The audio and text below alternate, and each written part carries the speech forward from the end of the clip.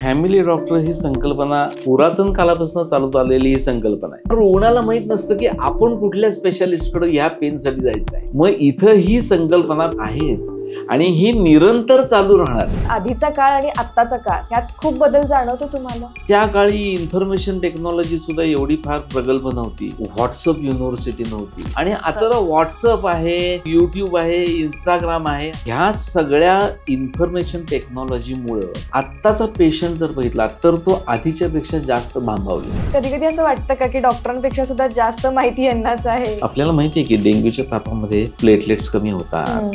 हे होतं 4-5व्या दिवसानंतर आणि लोक पहिल्या दुसऱ्या दिवशी टेस्ट करून येतात, ज्या वेळेला अजून सगळ्या टेस्ट नॉर्मल असतात. बाहेरच्या देशात सर डॉक्टरचं प्रिस्क्रिप्शन असल्याशिवाय मेडिकल वाले गोळ्याच देत नाही. आपल्या इथे ते तसं नाहीच आहे. काही एखाद्या पेशंटला अँटीबायोटिक कुठलं प्रिस्क्राईब करायचं या संदर्भात मीटिंग घेतली जाते वेस्टर्न कंट्रीज मध्ये. आपल्याकडं कोणी एखादा अडाणी माणूस जरी गेला तरी फार्मासिस्ट सुद्धा त्याच्या हातात अँटीबायोटिक ठेवतात. अँटीबायोटिक्सचा आणि व्हायरल डिसीजचा 0% संबंध. त्यामुळे ऑन द काउंटर सेल हा पूर्ण बंद व्हायला पाहिजे. सगळ्यात महत्वाचा विषय कुठला आहे तर ऑर्गॅनिक फार्मिंग. आपण म्हणतो पालेभाज्या, सर्व पालेभाज्यांच्या वरती अचाट प्रमाणात औषधं मारलेली असतात. याच्याशी रिलेटेड आजारांचं प्रमाण आता वाढायला लागलं. ह्या सगळ्या तपासण्यांचं जे प्रमाण वाढलेलं आहे, बरोबर, याबद्दल काय वाटतं? की ह्या तपासण्याच्या वाढल्या ना, याच्यामुळं म्हणजे तपासण्या केल्या जातात, ह्या उगाचच केल्या जातात. फॅमिली डॉक्टर नेमका कसा निवडावा?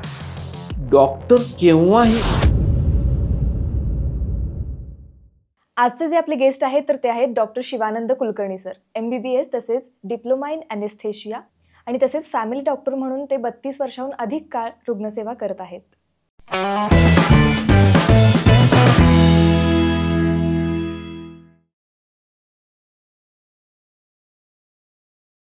Hello, welcome to the healthy show. मी हर्षदा आणि आज आपल्यासोबत आहेत डॉक्टर शिवानंद कुलकर्णी सर.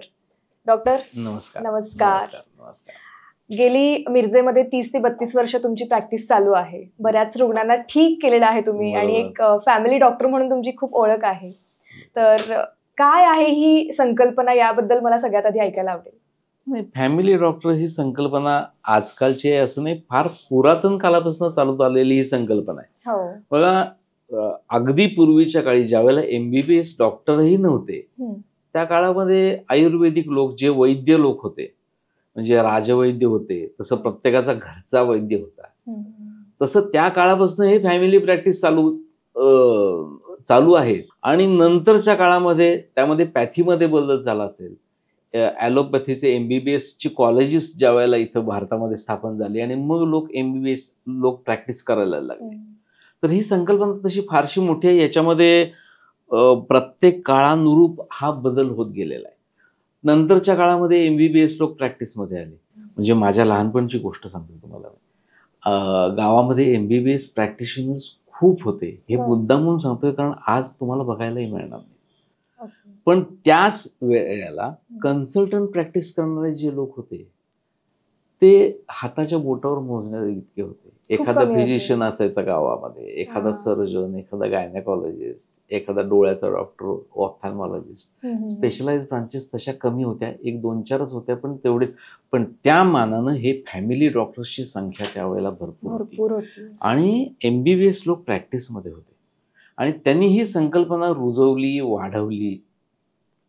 पण काळानुरूप जसा बदल होत गेला तसं लोक पोस्ट ग्रॅज्युएशनकडे जसे आमचे MBBSचे विद्यार्थी वळायला लागले, तसं आता मी 30 वर्ष प्रॅक्टिस करतो, मी सांगितलं तुम्हाला. पण या 30 वर्षाच्या प्रॅक्टिसमध्ये जे सिनियर लोक रिटायर झाले त्यांची जागा एकाही नवीन MBBS माणसानं घेतलेली नाही. बर, ही गंभीर आहे बाब. होय.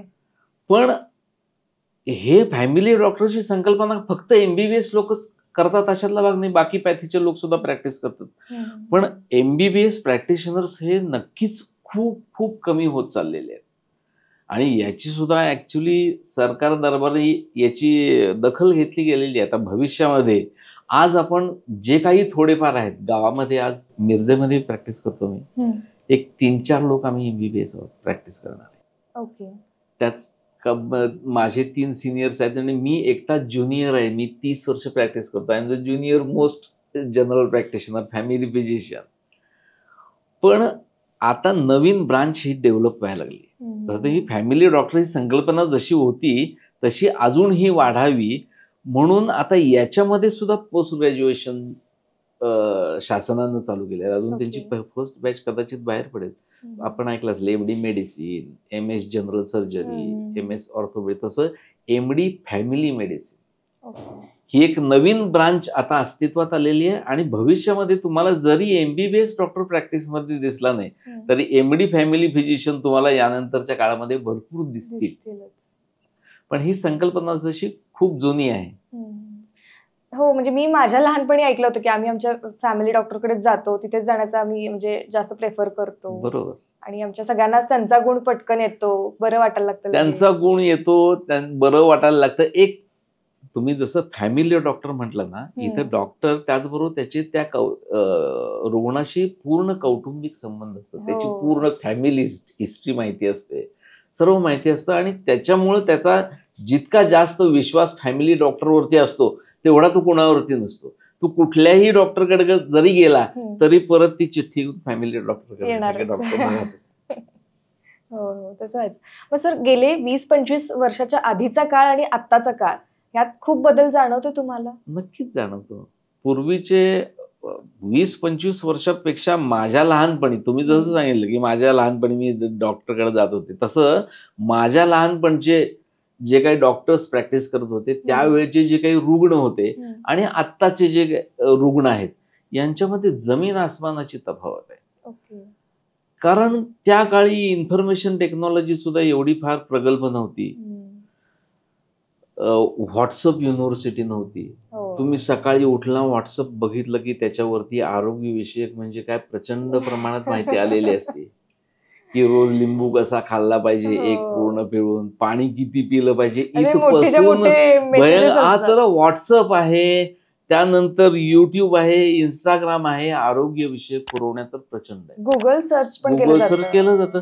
तर ह्या सगळ्या इन्फॉर्मेशन टेक्नॉलॉजीमुळं आत्ताचा पेशंट जर बघितला, आत्ताचा रुग्ण जर बघितला तर तो आधीच्या पेक्षा जास्त भांबावलेला असतो. आधीचा रुग्ण कसा फुल फेथनं तो फॅमिली डॉक्टरकडे जसा सरेंडर व्हायचा, तो सांगेल ते खरं. त्यामध्ये एक आता विश्वासाचं नातं नाही आहे अशातला भाग नाही, पण त्यांना या सगळ्या गोष्टींचं बंबार्डिंग झालेलं असल्या कारणानं आत्ताचे रुग्ण जे काही येतात हे बरीचशी माहिती घेऊन आलेलेच असतात. आधी सगळं सर्च केलेलं असतं. आम्ही जी काही ट्रीटमेंट देतो ती ही गुगल सर्च करून येतात. ते जास्त कॉशियस आहेत. याचा फायदा पण आहे आणि त्याचबरोबर याचा तोटाही होतो. बरं, तोटा कशा अर्थाने? इन द सेन्स आता पूर्वीपेक्षा जास्त हेल्थ कॉशियस आहे. बघा, तुम्ही या शोला सुद्धा मी हेल्दी शो म्हणून नाव, बरोबर? तर हेल्थ कॉशियस आहेत. हेल्थ कॉशियस असावं पण ओव्हर कॉशियस नसावं. हा सगळ्यात महत्वाची गोष्ट आहे. दवाखान्यामध्ये समजा तापाचा पेशंट आला, पेशंट तपासल्यानंतर मला वाटलं की नाही, दिस इज व्हायरल फिवर, काही नाही, 1-2 दिवस शांतपणे विश्रांती घे. कुठली औषधं देतात डॉक्टर ही पेशंटला माहिती आहे बरं का. पॅरासिटामॉलची गोळी घे, पूर्ण विश्रांती घे, प्लेंटी ऑफ फ्लुइड्स, आणि एवढ्यानं तू बरा होशील. आणि हेच पण आता ही जी काही माहिती बघतो, आता कोविडच्या नंतर डेंग्यू लोकांना माहिती आहे, स्वाईन फ्लूची मध्ये साथ होती, लोक घाबरून टेस्ट करूनच येतात आमच्याकडे. डॉक्टरनी तपासून जर गरज असेल तर डॉक्टर सांगेल तुम्हाला तपासायची, पण लोकांना आता वेळच नाही. आता पूर्वीचे रुग्ण आणि आत्ताचे रुग्ण याच्यामध्ये फार मोठा फरक जो काही आहे की पूर्वीचे रुग्ण डॉक्टरांनी जे काही त्याला सांगितलं की बाबा तू 1-2-3 दिवस शांतपणे विश्रांती घेतली पाहिजे. विश्रांती सोडून बोलायचं सध्या तेवढा वेळच नाहीये.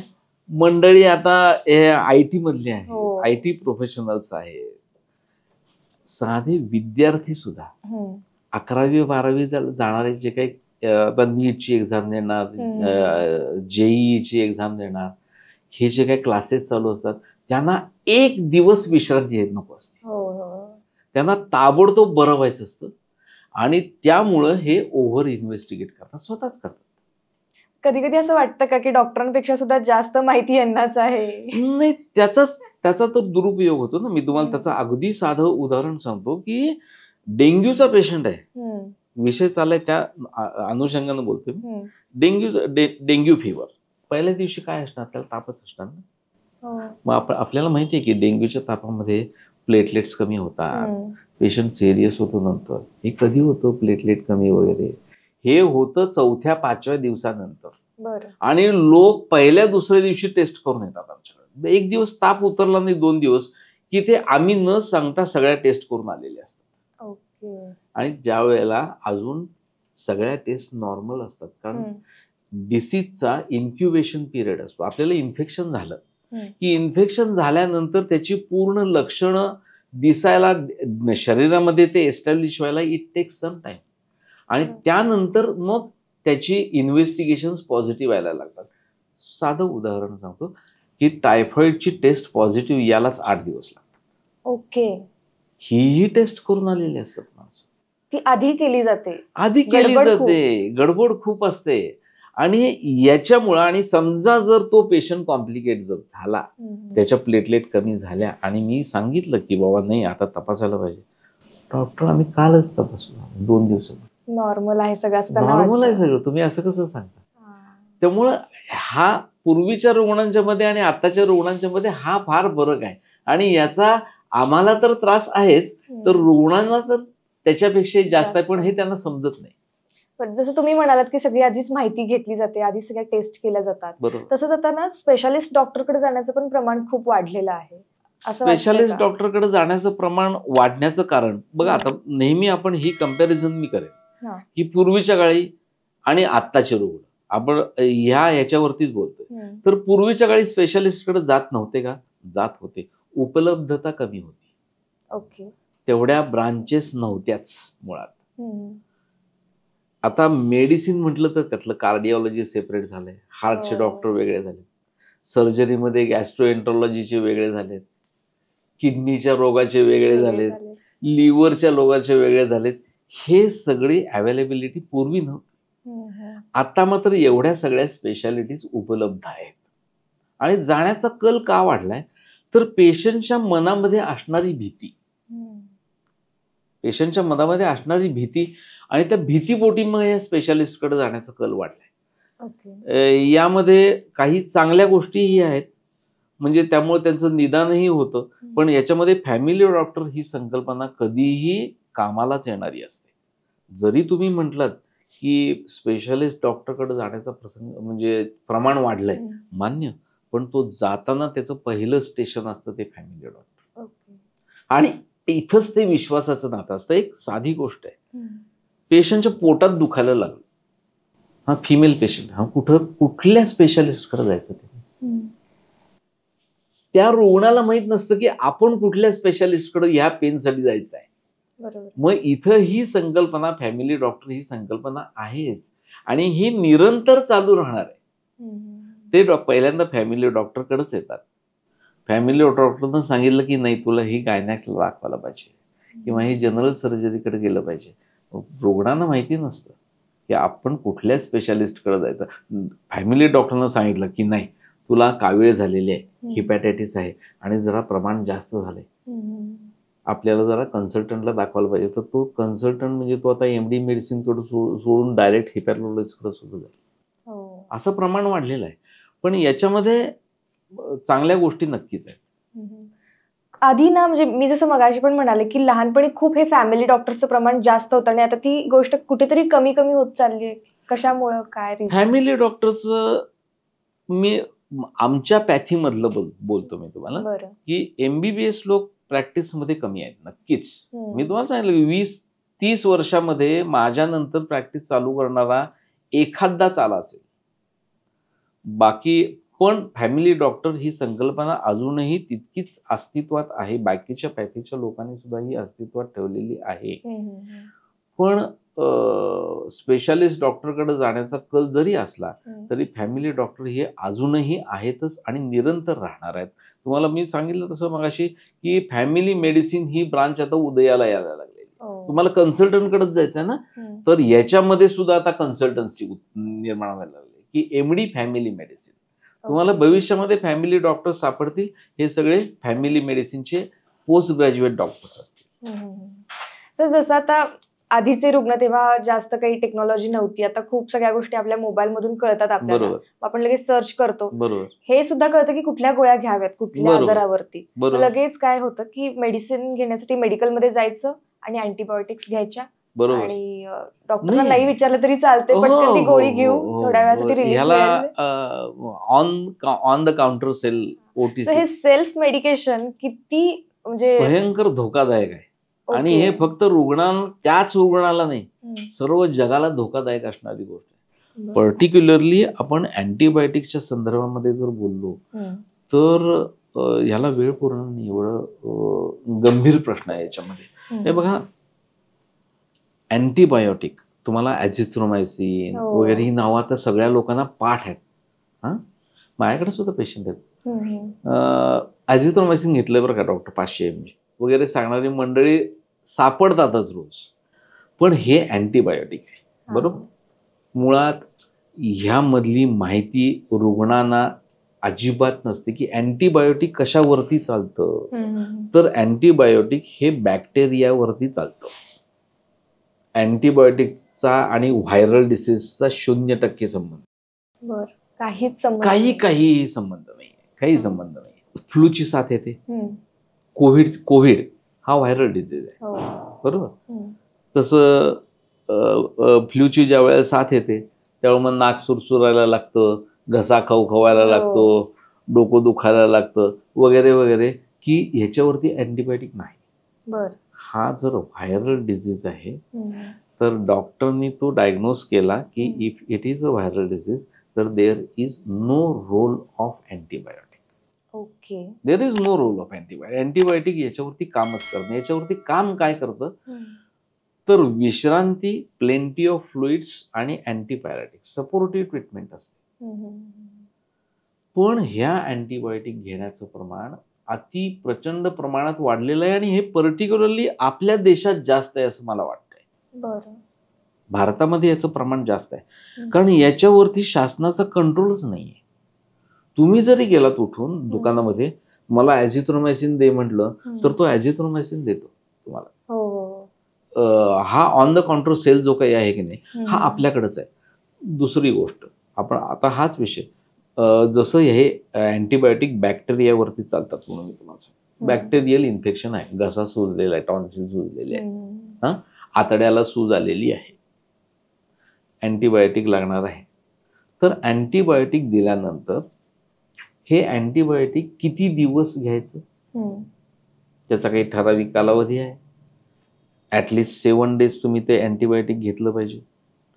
रुग्ण घेत नाहीत, 1-2 गोळ्या घेतल्या, बरं वाटायला लागलं की पुढची गोळी ते घेत नाहीत, बंद. आणि ह्याचा दुष्परिणाम आहे, ह्याचा फार मोठा दुष्परिणाम आहे की याच्यामुळं बॅक्टेरिया या अँटीबायोटिक्सला प्रतिकार करायला शिकलेले आहेत. त्यामुळं या अँटीबायोटिक्सना रेझिस्टन्स उत्पन्न व्हायला लागला. बरं, म्हणजे डॉक्टरांनी जेवढा एक गोळीचा तो लिहून दिलेला काही हे असेल तर ते पूर्ण करायलाच पाहिजे, ती सायकल गोळ्यांची करायलाच पाहिजे आणि तेवढी ते केली जातच नाही. आणि याच्यामुळं या अँटीबायोटिकचा, हे बघा माझ्या लहानपणची गोष्ट आहे, काय अँटीबायोटिक होतं त्या काळी 40-50 वर्षापूर्वी? एक फक्त पेनिसिलिन होतं. पेनिसिलिन सोडून दुसरं कुठलं एक सल्फा असेल, तेवढ्या अँटीबायोटिक वरती चालायचं ते पेनिसिलिनच्या ह्याच्यावरती. पण आता त्यानंतर अँटीबायोटिकचा शोध लागत गेला, वेगवेगळ्या प्रकारचे अँटीबायोटिक्स मार्केटमध्ये यायला लागले. पण आता गेल्या काही वर्षांमध्ये नवीन अँटीबायोटिकचं सुद्धा प्रमाण येण्याचं कमी झालेलं आहे.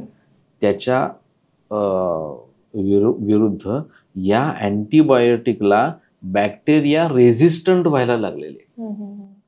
म्हणजे एक तर योग्य अँटीबायोटिक न घेणे, दुसरं योग्य डोस पूर्ण किती त्याचा कोर्स आहे तो पूर्ण न करणे, तो माहित पण नसतो. आणि याच्यामुळं बॅक्टेरियाचा रेझिस्टन्स वाढल्यानंतर नवीन नवीन बॅक्टेरिया तयार होत आहेत, ज्याला सुपर बग असं म्हटलं जातं. त्यामुळे आणि वेगळे रोग निर्माण होतात. वेगळे रोग तर सोडूनच द्या, हा जो बॅक्टेरिया नवीन तयार व्हायला लागलेला आहे that is called a super bug. आणि ह्याच्यावर कुठलंच अँटीबायोटिक काम करतो. तुम्ही फक्त कल्पना करा की असा बॅक्टेरिया आहे की ज्याच्यावरती कुठलंही अँटीबायोटिक चालतच नाही आणि त्याचं आपल्याला इन्फेक्शन झालं, काय उत्तर आहे? काय उत्तरच नाही. महागंभीर परिस्थिती ओढवेल. म्हणून आपल्या ह्या अँटीबायोटिकचा वापर ऑन द काउंटर तर पूर्ण बंद व्हायलाच पाहिजे. शासनाने याबद्दल काहीतरी नियमावली लागू केलीच पाहिजे.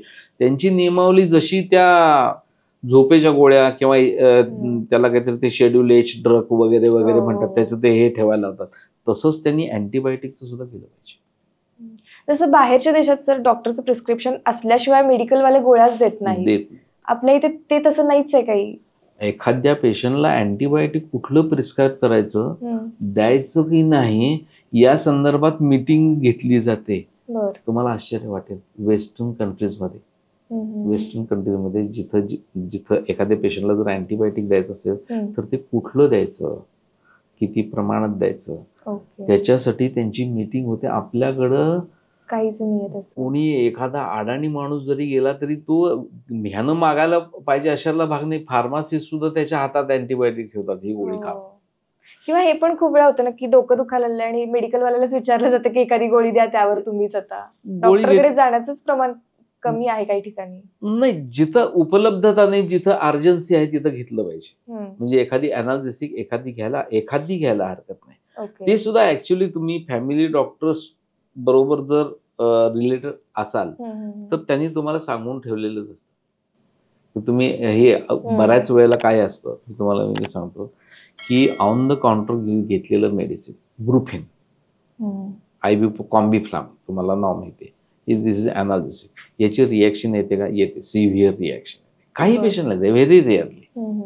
पण असं सुद्धा घेणं टाळलं पाहिजे.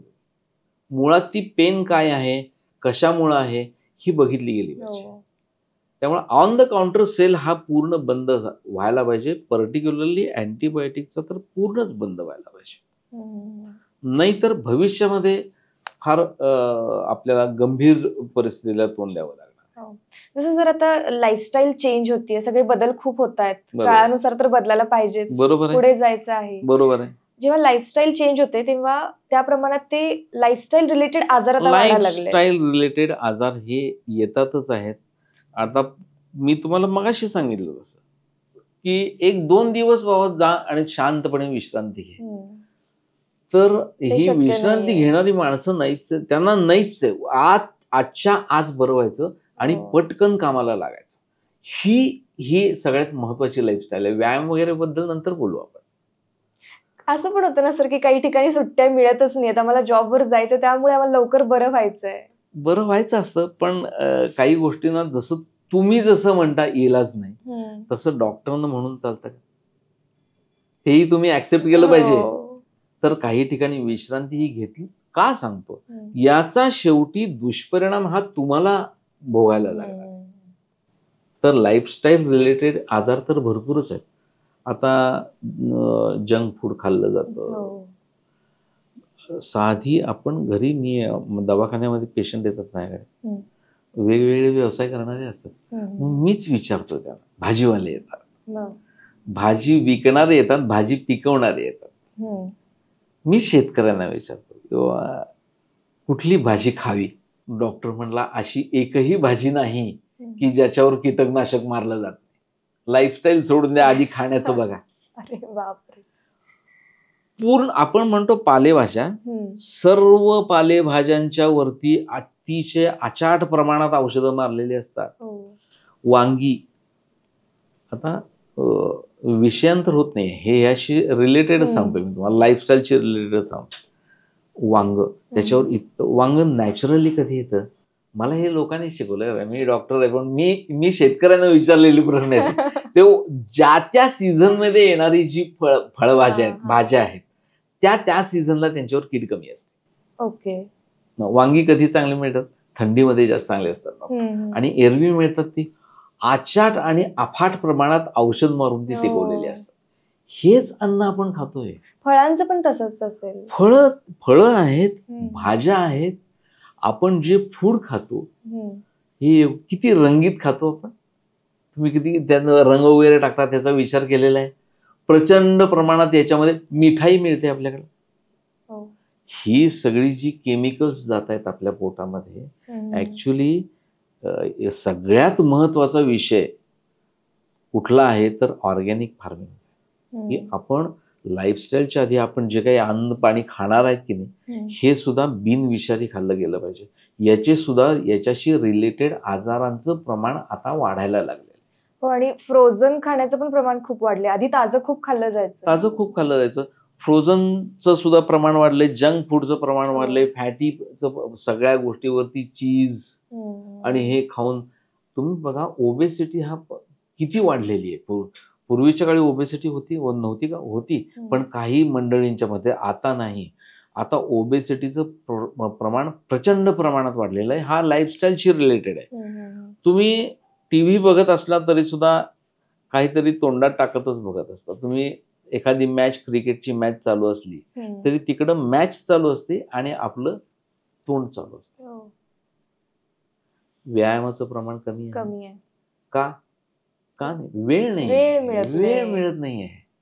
व्यायामाचं प्रमाण कमी आहे. ही लाईफस्टाईल आणि हे खाण्याचे पदार्थ, याच्यामुळे जी ओबेसिटी वाढते, हा लोक विचारतात ना. टेन्शन पण वाढलेलं आहे. नक्कीच आहे स्ट्रेस. मी शाळेला जात होतो, मला आठवतंय, मला कधी माझे आई वडील शाळेला सोडायला आलेलं पहिलीपासून आठवत नाहीये. आम्हीच आपले सगळे शाळेत. आता ते पोर शाळेत जातं आणि घरापर्यंत येतोपर्यंत पालकांना ताण हा असतो. वर्क प्रेशर पण खूप आहे.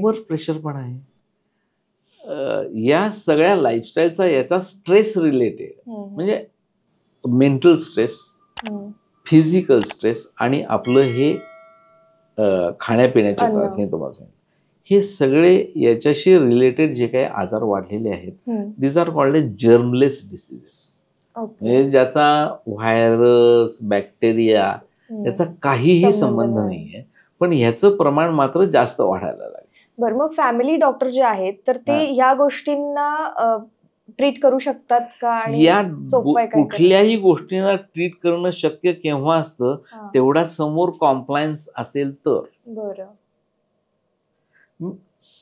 तुम्ही 2 दिवस विश्रांती घ्यायला शक्यच नाहीये डॉक्टर, असं जर असेल तर मात्र मग या सगळ्या गोष्टी अशक्य आहेत. पण आता पूर्वीपेक्षा आता योगाचा प्रसार झालेला आहे. आपल्या माझ्या लहानपणी एवढी जिम नव्हती, तालमी होत्या गावात, पण आता जिम झालेली आहे. वेगवेगळ्या एक्सरसाइजच्या मशिनरी आलेल्या आहेत. लोक हेल्थ कॉशियस आहेत बरं का, करतात व्यायाम, नक्कीच करतात, पण या लाईफस्टाईलशी रिलेटेड मात्र आजारांचं प्रमाण एवढं सगळं असून सुद्धा मात्र जास्त वाढायला लागलं. याच्यावरती उपाय काय केलं पाहिजे?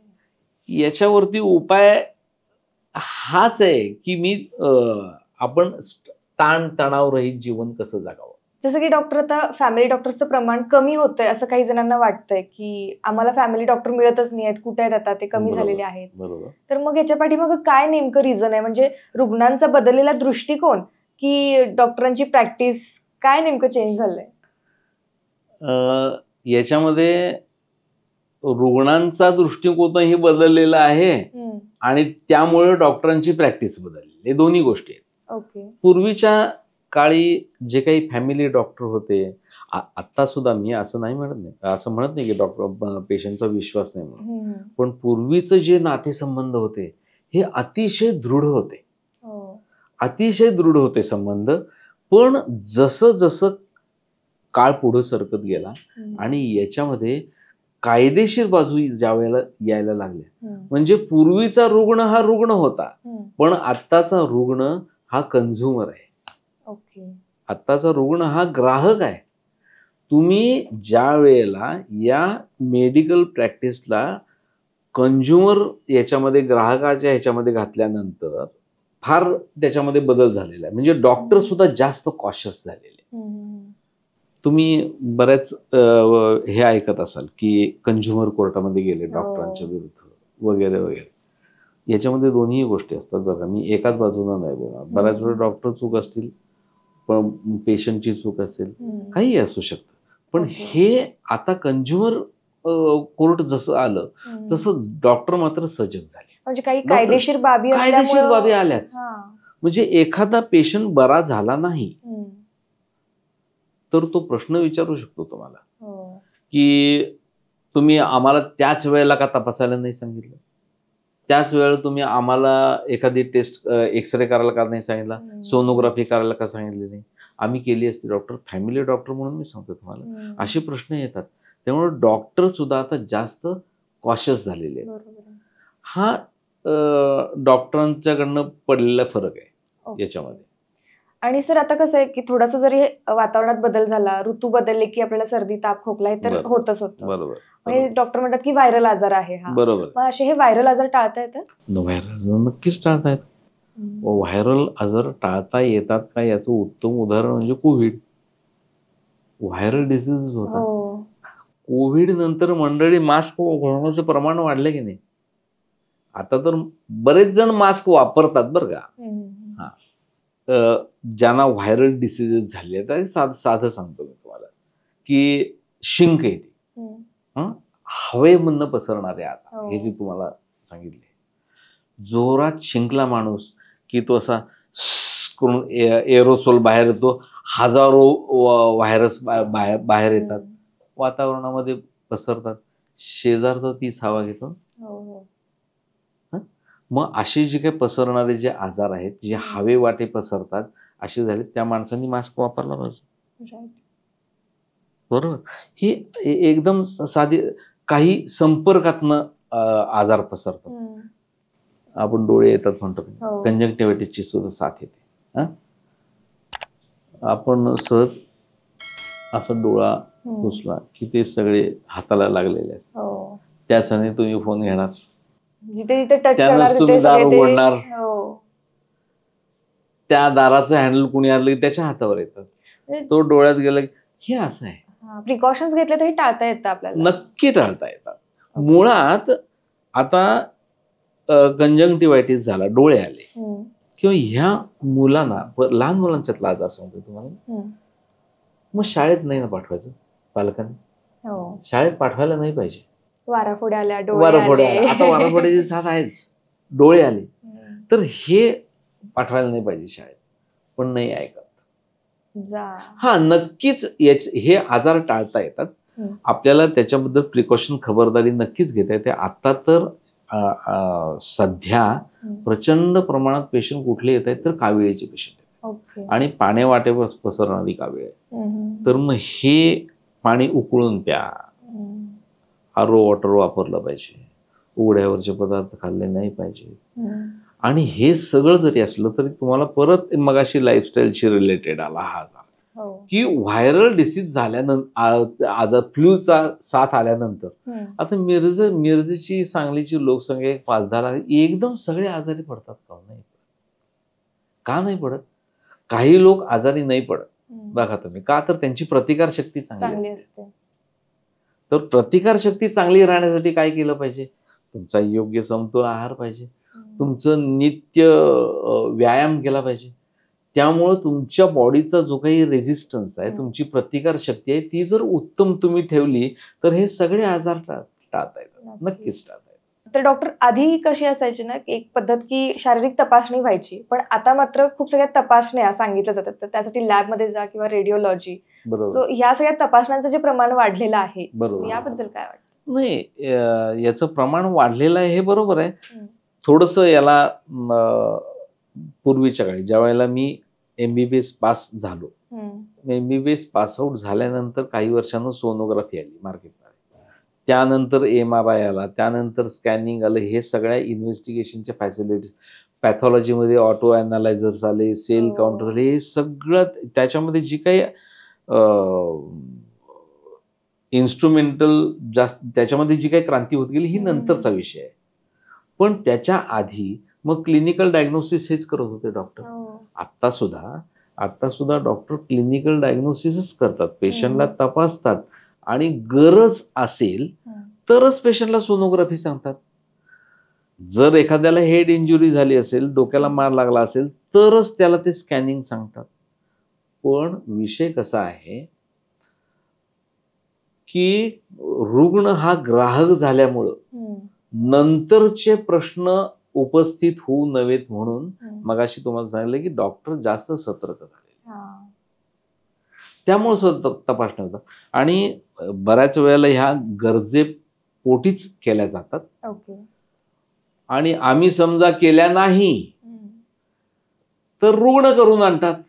माझ्याकडं पोटात दुखायला लागलेलं आहे हे सांगायला येताना पूर्वी सांगतो त्याला मुतखडा झालेला असेल तर तो जातो आधी सोनोग्राफीचा रिपोर्ट जो असतो ना त्याच्यावर त्या पेशंटचं नाव असतं, त्याच्या खाली रेफरल डॉक्टरचं नाव असतं आणि मग सोनोग्राफीचा रिपोर्ट असतो. तुम्ही जर आम्ही म्हणजे आता माझ्या फॅमिली प्रॅक्टिसमध्ये मी जर बघितले तर एक 20-25% सोनोग्राफीचे रिपोर्ट असतात ते वरती पेशंटचं नाव रेफर्ड बाय सेल्फ, ते सोनोग्राफी करून आलेले असतात. तुम्ही असं मेडिकल फ्रॅटर्निटीला दोषी धरूच नका. तितकेच रुग्ण ही जास्त मगाशी तुम्हाला सांगितलं की ओव्हर कॉशियस आहे, गरज नाहीये तरी सुद्धा तपासण्या करतातच. याचं प्रमाण. आणि दुसरी गोष्ट आहे बरं का, आणि एक सगळ्यात म्हणजे ही बोललीच पाहिजे की ह्या तपासण्याच्या वाढल्या ना, याच्यामुळं डायग्नोसिसमध्ये नेमकेपणा आला, प्रिसिजन आलं, परफेक्ट डायग्नोसिस व्हायला लागलं. म्हणजे अंदाज पंचे उजवीकडे इथं पोटात दुखायला लागलं की मग तिथं अपेंडिक्स असेल, मुतखडा असेल, आतड्याला सूज आलेली असेल, मग पेशंटला औषध काय द्यायचं, तर सोनोग्राफी करून आपण नेमकं त्या आजारावरचं औषध देऊ शकतो. निदान करणं सोपं जातं. पेशंट कॉम्प्लिकेट होत नाहीत. पेशंट कॉम्प्लिकेट होत नाही. ही चांगली बाजू ही बघितलीच पाहिजे. म्हणजे तपासण्या केल्या जातात ह्या उगाचच केल्या जातात नाही, त्याच्यामुळे पेशंटचा जीवही वाचतो हे लक्षात ठेवा. पोटात दुखायला लागलेलं आहे आणि त्याला अपेंडिक्सला सूज आहे, क्लिनिकली समजलं तर ती किती आहे, ते आता फुटायला आलेलं आहे का, पेशंट कॉम्प्लिकेट होतात. पण यामुळं या सगळ्या म्हणजे उपकरणांच्यामुळं नवीन इन्स्ट्रुमेंटेशन जे काय आलेलं आहे त्याच्यामुळं डायग्नोसिस मधला हे वाढलेलं, ॲक्युरसी वाढलेली आहे आणि त्यांना पेशंटचा फायदाच आहे. डॉक्टर, फॅमिली डॉक्टर नेमका कसा निवडावा? फॅमिली डॉक्टर कसा निवडावा असं म्हणण्यापेक्षा डॉक्टर कसा निवडावा हा म्हणजे आमच्या दवाखान्यात माझा आणि रुग्णांचा नेहमीच चाललेला प्रश्न असतो बरं का, की